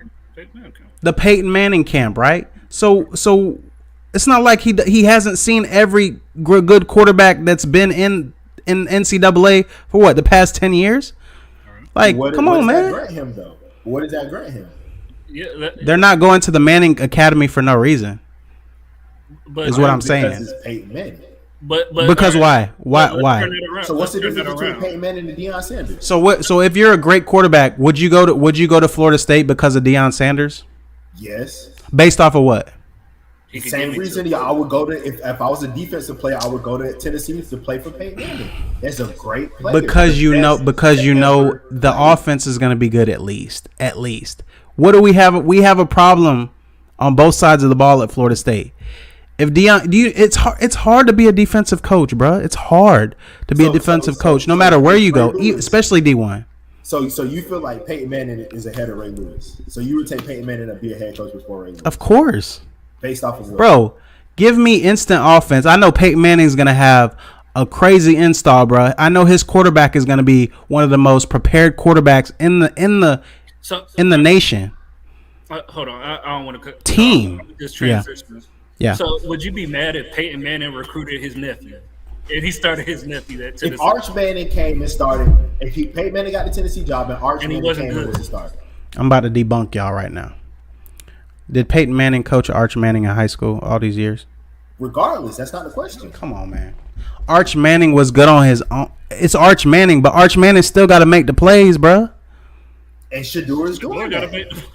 Bruh, they played in one of the lowest classifications in Texas high school football, bro. They played cupcakes week in and week out. He ain't even playing the highest division, bro. He wasn't playing big boy Texas football. Come on, man. What are we talking about, bro? I agree with you, man. But I'm just saying. No, there's no track record there, bro. There's no track record with Deion, and Deion still ain't show. Deion still ain't show me. Y'all brought up Peyton Manning. Y'all brought up Peyton Manning, not me. He's 3 games deep into the season, though, bro. Listen. Y'all brought up Peyton Manning, bro, not me. But that's the parallel. I'm telling you why I would take Peyton Manning over. Why I would take Peyton Manning over Deion, bro. Offense wins what? Offense wins championships. Let's be But clear. If you score more points than the other team, you're gonna win the game. Offense wins I say games, this, bro. defense I say wins this, bro. championships. Super Bowl was a With prime Deion, example. I wouldn't want him to come to Florida State for one. But I wouldn't. But Flat out. but I love let me Deion. say this. He could come as a defensive back coach. I'll take him all day. But let me say this. I think if Deion was to get the Florida State job, I think he would get a better coaching staff than he had at Jackson State. Like, Absolutely. by far, bro. Like, what coach is going to Jackson State leaving from Alabama, bro? Like, who's leaving Florida to go to Or the Jackson? NFL. Like, you know, or leaving the NFL. Do you think Bill O'Brien would go? Do you think Bill O'Brien would go be a OC for Deion Sanders? No.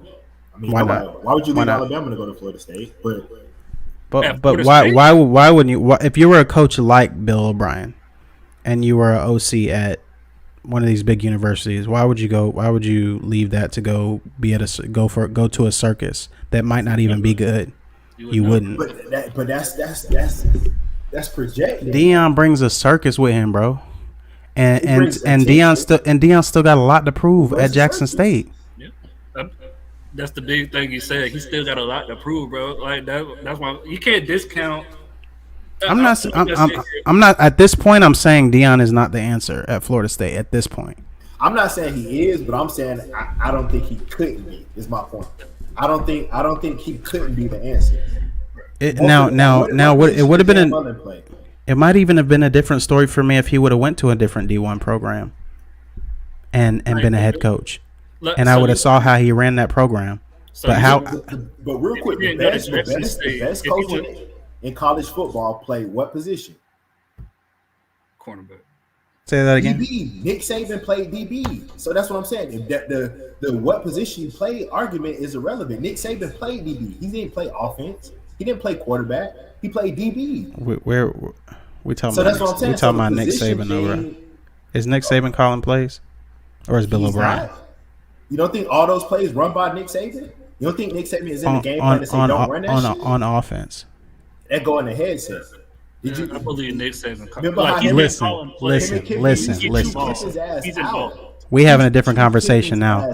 Y'all trying to tell me that Alabama had an offense like they run now at any other time, other than what Bill O'Brien is running? Have y'all seen these plays? Yeah, they had a better offense last year. Bro. They running the same plays from last year, Bro. They're running. Bro, they running jet sweeps. They got motion. They got all ran that kinds. last year.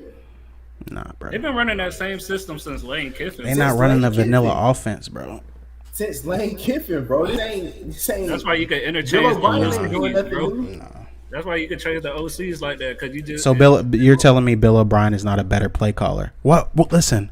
Bill O'Brien- Why was Deshaun Watson so successful? And Damn sure Not wasn't. because of Bill O'Brien. You gonna sit here and say Bill O'Brien? Made so y'all gonna listen, man. Listen. What I'm saying is Bill O'Brien tailored the offense for Deshaun Watson. He knew Deshaun Watson's strengths. He about got Deshaun Watson killed. Is what happened.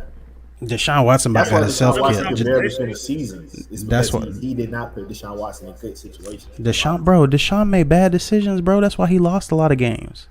He threw those picks, not Bill O'Brien. So you feel like Bill O'Brien is a really good coach? I do. I feel like he's not. He's a Listen, mid-tier. don't get it twisted. I don't feel like he's a great head coach. He's a dynamite offensive coordinator. Period. I'll give you that. I don't even think he's in the top 10. He's probably not the top OC in the game right now, but he's a good. So you think Bill O'Brien's a better play caller than Jimbo Fisher? Help. I would be hard pressed. I think they're on the same level, to be honest. Oh hell. How could you Jimbo? First off, what are you comparing that to? Jimbo never was an OC in the NFL. First off, let alone a head coach. I'm talking about in there right now. Right. What is Alabama doing that Jimbo's not doing? I'm confused. I'm just saying. Do you think he's a better play caller? I'm not saying he's better. I'm not saying he's worse. I'm saying what's the difference between the two? What's the difference Jimbo's between the two? Way better play caller. He'll never Based average off of what? 51 points a game. Based off of what? He'll never average 51 points a game. Who? As a head coach and a head coach and play caller and win a national championship. Bill O'Brien would never, can never, Bruh. can They- never. I'll say this, bro. on, It's good to man. have good talent, bro. He had Bill Christian O'Brien had Ponder. Tom Brady and Deshaun Watson. I'll say that, bro. Now Jimbo Fisher's season over with. Bro, who? They're top 10. Their quarterback is hurt. Jimbo gets production out of quarterbacks. It's not the other way around. Is they gonna do? Is they gonna do something? They're not winning the West. He made Christian Right. Ponder a first My round point. quarterback. My point. Real quick. My point. He made Christian Ponder a Heisman candidate, first round quarterback. He made EJ Manuel Heisman candidate, first round pick. Jameis Winston. Neither one of Heisman them. winner, Neither one of them were number that one stick overall. That ain't at his Florida fault. State. That ain't his fault. I'm talking about what. That's not his fault that they were first round picks. That's the fault of the people who picked them. How is that not his fault? So that's like saying, so we're not going to give Nick Saban any credit for none of his first rounders? That's not like saying not that they his didn't fault. have That's first not his round fault. talent around him. That's not like saying that they didn't have any Who did Christian talent. Ponder play with? Bro, that's a long time ago, bro. I can't even remember. My point exactly, bro. Come on. Who did I can't EJ remember who Manuel Florida play State with? had 3 years ago. I mean, I'm saying even with Jameis, I mean, he made Rashard Green, Kenny Shaw, and Kelvin Benjamin look like superstars. None of those guys in the NFL right now. I feel it, man. None of those guys. I mean, But I feel like- long story short, where we started at was with Deion. Prime ain't it for me. He's Let's not see what it. he does at Jackson State this year Yeah. before we Yeah, prime ain't it for me, man. I don't want no circus there. What I would honestly take at this point, I think you got to start on defense. If you can build a stout defense, I would start on defense. Honestly, I would. Why you wouldn't go with Prime then, bro? If you start with Nah, bro. Nah. just I said would go with Jeremy Pruitt. Okay. I would go with Jeremy Pruitt. I can feel that. I'm talking about not just the defense. I'm talking about a Bama rated proven defense. track Yes, record of- yes, Okay. yes. A I'm a building Jeremy Pruitt defenses. fan, so I can't talk. I ain't gonna I talk got about you. it. I got What's you. that? I'm a Jeremy Pruitt fan. So. Yeah, man. I'm talking But about that being said, building a foundation. Like you start to bring in some of those heavy hitters on defense. You build that big defensive line. Those run around linebackers, some lockdown. Like, bro, once you build it on that part of it, you can, and you don't even have to build it slow on offense. He knows what he wants on offense. He can get an OC that he wants. You know what I'm saying? But I'm saying, like, you need a defense. Their defense is trash. If you had a good defense, you could still hang in some games. But they're getting ran through like a hot knife through butter. I think for both FSU and Miami, I think you need a leader of men who can inspire your team. The Fuller For cat, 4 quarters. he needs to fire him. The defensive coordinator, Mike Norvell.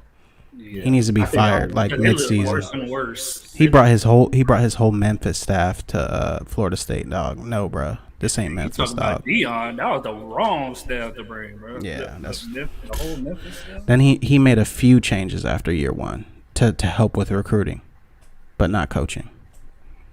So we'll leave that there. But yeah, man, Jeremy Pruitt would be a candidate for Where's me. he at right now? I don't think he's I think coaching. he's out of a job right now. Just Yeah. that Tennessee thing. Yeah. Bob Stoops, if you could get him. He ain't coming out of retirement. What you think Would about you- Matt Campbell? I think What Stoops y'all is think about? done. Not Matt Campbell. What's the Iowa State coach? Yeah, that's him. Yeah. Matt Campbell. What y'all think about him? I haven't watched Iowa State enough. I mean, I know they're good. They're good.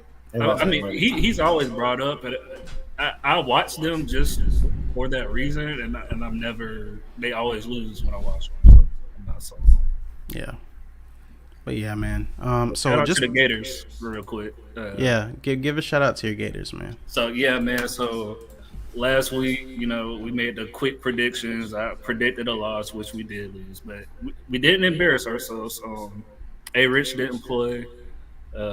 I think this was a good confidence game for Emory. I agree. Maybe my confidence hasn't gone all the way up on him because he still made those one or two mistakes that could really cost you a game. But he played very well after the first quarter, of course. Florida really showed a lot. They really look like a playoff caliber team. I don't know if they'll get there, but I think they showed everybody around the nation that they could play with anybody. And, Yeah. I think as a Hey. Florida fan, you love that because in years past, Alabama would have stomped us. Besides the SEC championship last year, so good feeling. We ran the ball very well. Like you don't see Alabama getting ran through like they did, and But we, what do we all know? What's one thing that we know for a fact? You don't get 2 shots at Alabama. You don't get 2 shots. Bama gonna ain't no consolation prizes. Oh no, they're gonna scrub us. Great. Florida just got to beat Georgia. Great game. That's what I'm saying. We just got to beat Georgia, and then if we get to Atlanta, shit, I mean, listen. Even Florida State had a good game and a loss. We just said that. Florida State. Against who? Notre Dame. Notre Dame slow. Notre Dame undefeated. They Ain't almost lost to Toledo. Hey, they winning games.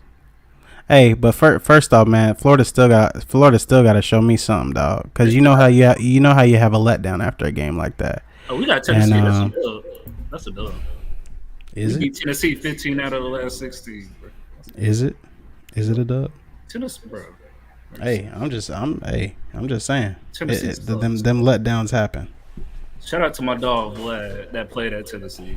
I'm not gonna knock your shine up, bro. I think Dan Mullen. I was put feeling the himself same in way top after 5 Notre coach Dame game. conversation. After Saturday, I think Dan Mullen should be. He deserves to be in the top 5 head coach in the country conversation. To Does run he with get Bama. Bro, you don't. Bro, wait, Desmond, wait. You don't agree? You got to win, bro. You I have agree. to win. You have to win that game, though. I agree. It's You about can't crown nobody because they played them close. Who does that? I agree, but that's competing against the best team. That's what you're supposed to do. That's what you're supposed to do if you feel like you like that. Able to do that, and they did that without their best offensive player. It was 15-point dogs, bro. Like, And they did that without their best offensive player. They held Bama to under 100 yards rushing. So y'all are saying we should give Dan Mullen a pat on the back for losing a close game? No, I'm just saying he showed that he's the only coach. You were at home. He's You the had a only packed coach in house. the If you was last gonna 2 do it, you was years to gonna compete do with it. Alabama, is what I'm saying. He's the only coach in the last 2 years to compete with Alabama. how many To put how many over teams- 30 points or better on Alabama. how many Close. teams- Listen. How many times, Dan Mullen? Close, but no cigar. Who you putting over him outside of Nick Saban? Close, but no cigar. What happened in the championship game last year? Close, but no True. cigar. So who would you put over This Dan year, Mullen? close, but no. You can say cigar. that about every coach besides 2 Every or 3 coach. coaches, bro. Okay, Besides then. that So who we putting in the top 5 then? For what? If So everybody you're doing the You're same not thing? You're not putting in Smart. You're not putting in Kirby Smart. Kirby Smart's If not that's in the there. case, He's not over Dan Mullen. he, Who we putting over Dan Mullen? There's a lot of other good coaches around the country, man. but they Name haven't one. won. You know I'm what not I'm putting Coach O. I would put James Franklin up there, Has he Hell won? top 5. Hell, Over not Dan over Mullen? Dan Mullen? What has he won? What has he done? He can't even win the Big Ten. He didn't even win the Rose Bowl. You don't when think they he's won gonna win the there. Big Ten this year? No, Probably not. Okay. they have a chance. They have a chance, but When's the last time Dan Mullen won the SEC? Never. He's never. He's What, been what there. are we saying? What are we talking It's about the then? SEC. What are we talking about? What did James Franklin win the God Big Ten? damn. You're telling me James Frank? You're telling me James Franklin cannot come to Florida? You're telling me James Franklin cannot come to Florida and lose to Alabama every year? He left the SEC for a reason. He can do that too. He left the SEC. He was getting for a reason. scrubbed in the SEC, bro. He left the SEC for a reason. He was at Vanderbilt, man. Come on, Quit it. let's be real. If he was that Was good he of a ever gonna coach, get to? I Was he ever gonna get to recruit people at Vanderbilt? And he had a few. He had some good players. He could have got a better job. He did get a better job. Yeah, to lead the SEC. I bet you he won't come back. Hell no. I guarantee you he won't come back. And the Big Ten is way. Bro, listen. Has way less Let's keep it a buck. Let's keep it a buck, dog. Is the SEC really what it is without Georgia, Alabama, or who else are we naming in the SEC? That's really about Florida and name. LSU. Arkansas, South Carolina. Well, I mean, not South Stop, Carolina. bro. Missouri. Florida is Florida, Do not LSU, name South Georgia, South and- Carolina, It's bro. 4 Okay, teams. throw South It's 4 Carolina, teams. Kentucky. It's 4 teams. Missouri. It's 4 Bama, teams. It's Florida, LSU, Bama, Georgia. Are Georgia. y'all naming anybody that's won anything of substance? LSU won a Who has championship 2 years won ago. recently, bro? I'm just saying, bro. Like we hoopla about the SEC, but like, dog, the SEC One is because outside you gotta run up with Bama to get anywhere in the SEC. LSU won it. You gotta run up with Georgia to get anywhere in the SEC. What other conference has that many? I was gonna people say with besides fluid Ohio dollars? State. There's only 2, bro. Oh, Oklahoma getting there. Oklahoma's in the playoff Oklahoma's every in year. there. They get Is it- scrubbed is it- every year. Ohio State's there every year. So why not? get Why are you not scrubbed. giving the Big Ten the same love then? The Big Oh, Ten, only- Wisconsin, Ohio State's the only team that makes it. Wisconsin is always in the top 10. Last time I checked, every When year. have they ever made the playoffs? Bro, y'all don't realize we having the same conversation about the same teams, about in the same situations at the end of the year. You can't say Wisconsin. They never made the playoffs. Who else does Oklahoma play that's made the playoffs Ohio State beat Clemson last year. and got to the playoff and got against Bama and got drugged? Michigan just State saying. made the playoff that one year, got drugged by We're not And they shouldn't even made it that year. we're not discounting what Alabama is. We all know what Alabama is. What I'm saying No, is I'm just saying how that- good is the rest of the division? I Is put the it like rest this: of the if Georgia SEC was in really? the Big Ten, if Georgia was They'll in the be the Big champs Ten, every year. they'd run through that shit. If Florida was in the Big Ten, How they don't have an offense? What They wide don't receivers need they one. got? They cut everybody down. Stop, bro. Who would score if SEC teams Georgia can't is score? not good. Obviously, we see Clemson is not I good. don't So that game doesn't mean anything. Clemson is trash this year. Clemson legit might lose 3 games this year. so Penn State playing in the SEC championship if they was in the SEC. Bro, they gonna bump Florida, bro. Oh my You mama. tripping? You Bro, tripping? Penn dog. State will bump Florida, bro, this You year. tripping? I like to see them in a That's bowl. gonna be a bowl game. I guarantee you. I'd like to see that in a bowl. It wouldn't be no blowout either way. Tell me different. I like Florida. I like Florida by 2. Penn State, bro. Penn State strapping on the outside at cornerback. I like Florida by Them 2. boys. I love. Hey man. Hey. So just to close out, man. Hey, Florida did play a good game, man. But we all know, man, at these schools, bro. If you at Florida State, if you at them Blue Bloods, bro, it ain't no consolations unless you get the job done. You know that. That's a fact. But we appreciate the sentiments. But last but not least, man, what's y'all's take on the Ben Simmons thing with Philly? Man, well, we were kind of talking about it earlier. For one, I want to give a shout out to Rich Paul. Like he knows how to take care of his guys, whoever's under his umbrella. If they want out, he gets them out. It was an ugly situation. Ben didn't perform like he was supposed to in the playoffs. Doc and Joel had their words that they said about him. So, right, Arkansas. I think it was, irreparable at that point. Once you hear the coach and the star player talking about you in the media, and you know how the Philly fans are. They're relentless. I think it's time to go for Ben. And, I think he heard it at the end of the season last year that he was the reason why they lost, and he was.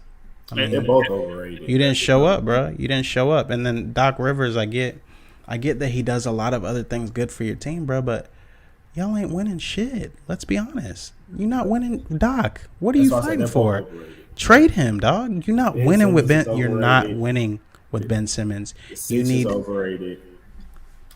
You got 2 just overrated situations that they're not really going to go nowhere. Joel Embiid is not a superstar player. Nick was the only player with to have 7 rebounds and 7 assists per game. I'm like, I'm dog. not going to. don't mean nothing. They'll be How many? Joel Embiid isn't Shaq. You can't just. He's not going to carry it. He's too soft. He's too soft. He misses too many games. He can't play through injury. He's not clutch when you need him.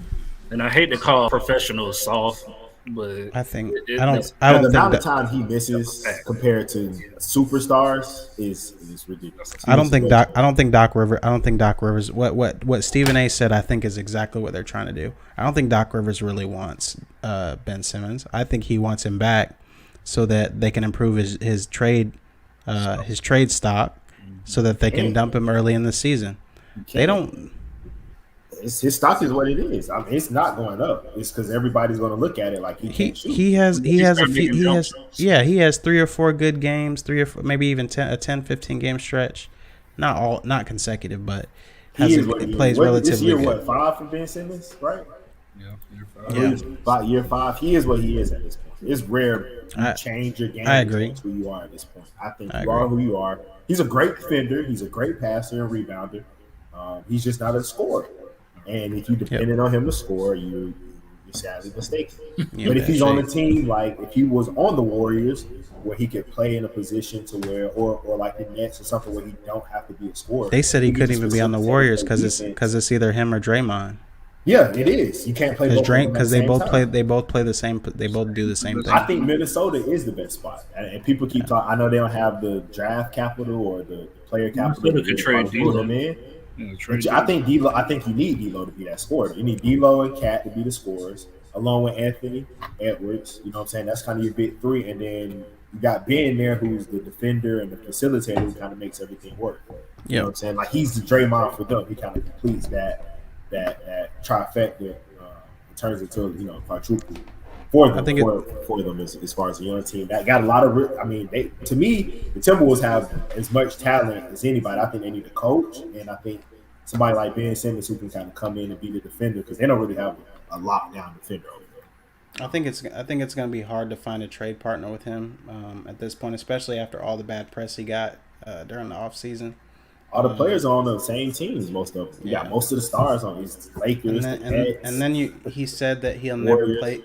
He said he'll never play for them again. So you can't come back and be like, "Hey, what up, guys?" I was, you know what I mean? I ain't really mean that. They held on to him too long. Yeah, I mean, honestly, they played themselves by not trading him for James Harden. That's what they messed up. You know what's going to happen? Rich Paul is going to find a trade partner. Oh, of course. He's always going to find something. Rich Paul will find. I don't think there's nowhere to go unless you accept lesser value.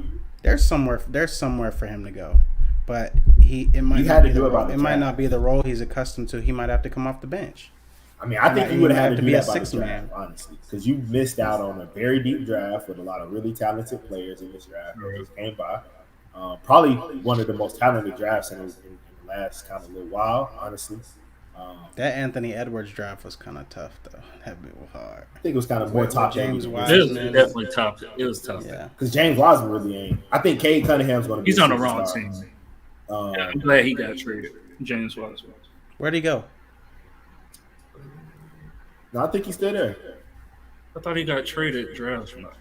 Nah, he's still there. They picked up 2 draft picks, but nah, he's still there because they got an extra one from the trade, previous trade that they made. With the Timberwolves trade. All right.